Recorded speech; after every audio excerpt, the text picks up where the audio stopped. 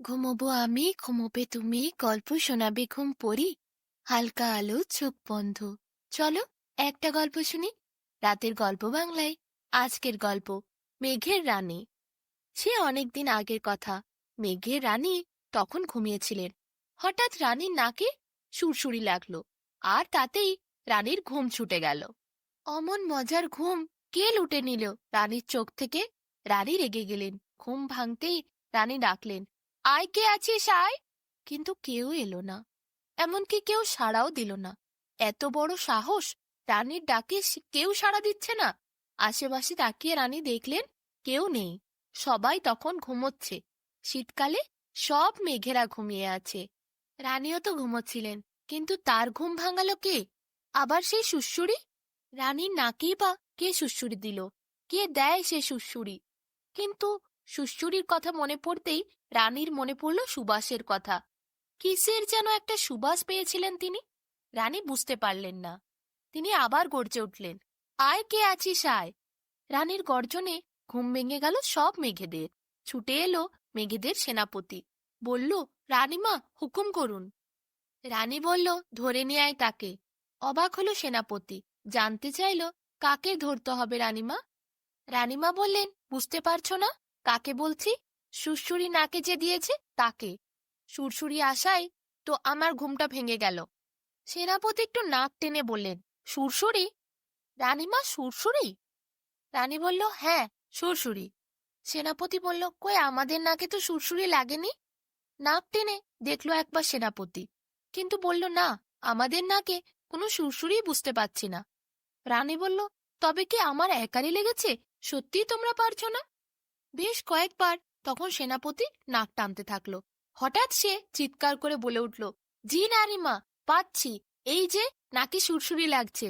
পুরো কথাটা শেষ করার আগেই সেনাপতি হ্যাচ্চ করে হেঁচে ফেলল। মেঘের সেনাপতির এই এক অভ্যাস, ঘুম ভাঙলেই হাঁচি দেয়। তাও একটি দুটি নয়, অনেক হাঁচি। আবার হাঁচি দিয়েই যাচ্ছে মেঘের সেনাপতি। তখন রানী বিরক্ত হলেন। বললেন, এসব কি? তোমার রুমাল কোথায়? হাঁচির সময় মুখে রুমাল দিয়ে হাসতে হয় জানো না? যেমন তেমন করে হাঁচছো। এদিকে হাঁচি যেমন হঠাৎ শুরু হয়েছিল, তেমনি হঠাৎ কি করে থেমে গেল। হাঁচি থামতেই সেনাপতি বললেন, জানি তো রানীমা, এরপর রুমাল দিয়েই হাঁচবো। এরপর খাপ থেকে রুমাল বার করে তিনি নাকে চেপে ধরলেন।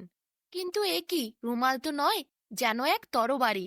খাপে তো তরবারি থাকার কথা, কিন্তু তার জায়গায় রুমাল। রুমাল আবার নাকে চেপে ধরলেন সেনাপতি। এদিকে মেঘের সেনাপতির এইসব কাণ্ড দেখে রানী তো খিলখিল করে হেসে উঠলেন। রানীর হাসি দেখে সব মেঘেরাও হেসে উঠল। রানী বললেন, থাক, আর রুমাল বার করতে হবে না, আপনি রুমালটা ঢুকিয়ে দিন। বরং সুবাসটা কোথা থেকে আসছে সেটার খোঁজ নিন। তবুও সেখানে দাঁড়িয়ে রইল সেনাপতি। রানীমা বিরক্ত হলেন। বললেন, কি হলো, এখানে দাঁড়িয়ে আছেন, শুনতে পাচ্ছেন না? এদিকে সেনাপতি কিন্তু সত্যিই শুনতে পাচ্ছিলেন না। কারণ তিনি কিভাবে শুনবেন, তিনি তো ঘুমিয়ে পড়েছিলেন। দাঁড়িয়ে দাঁড়িয়েই সেনাপতি ঘুমোচ্ছিলেন। গর্জে উঠলেন রানীমা। বললেন, কি হচ্ছে এটা? ঠিক যেন মেঘের গর্জনের মতো করে গর্জে বললেন, দাঁড়িয়ে দাঁড়িয়ে ঘুমোচ্ছ? তোমার চোখ তো এখনো ঢুলু ঢুলু। চোখ তো ঢুলু ঢুলু হবেই, অসময়ে তার ঘুম ভেঙেছে। রানী ঢুলু ঢুলু চোখ দেখে বললেন, তুমি কি ভালো করে ঘুমোওনি নাকি? সেনাপতি মুখে কিছু বলতে পারছিলেন না, কিন্তু মনে মনে ভাবছিলেন, এটা কি ঘুম ভাঙানোর সময় রানীমা? আপনিই তো ডাকলেন, আমার ঘুম ভাঙিয়ে দিলেন। ভালো করে ঘুম না হলে তো চোখ ঢুলু ঢুলু থাকবেই। কি আর করবে বেচারা? কোনো কথায় সে মুখ দিয়ে রানীর সামনে বলতে পারল না। চুপচাপ রানীর কথাগুলোই শুনল। এরপর রানীমা নির্দেশ দিলেন, যাও, সুবাসটা কোথা থেকে আসছিল সেটা খুঁজে বার করো।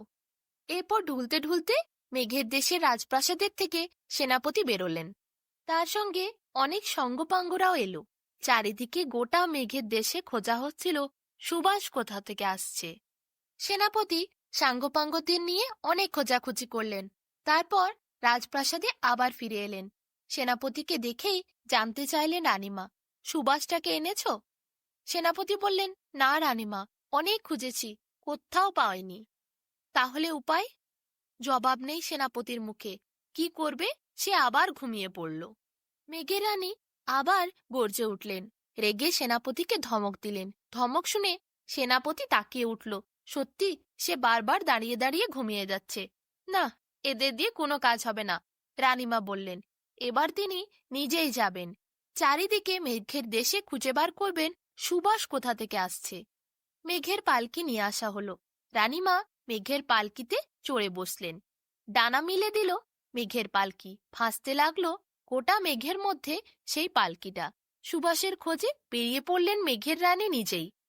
প্রথমে তিনি মেঘের দেশের উত্তর মুখে গেলেন, চারিদিকে খোঁজাখুঁজি করলেন, কোথাও সুবাস পেলেন না। তারপর দক্ষিণ মুখে গেলেন, সেখানেও তিনি অনেক খুঁজলেন, কিন্তু সুবাস পেলেন না।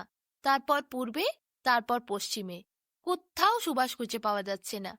রানীমা ভাবলেন, তাহলে এই সুবাস আকাশ থেকে নয়, অন্য কোথা থেকে আসছে।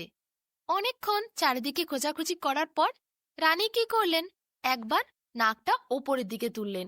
আকাশের দিকে নাকটাকে তুলে ধরে তিনি একবার নিঃশ্বাস নিলেন। না, সুবাস পাইলেন না। তারপরে তিনি আবার নাকটাকে নিচের দিকে করলেন। সঙ্গে সঙ্গে নিঃশ্বাস নেওয়ার সাথে সাথেই তিনি সুবাস অনুভব করলেন। এ কি, সুবাসের খোঁজ তো রানী পেয়ে গেলেন নিজেই। সুবাসের খোঁজ পেয়ে গেলেন রানী। আর কি, সুবাসের খোঁজ পেতেই ঘটল উল্টো ঘটনা।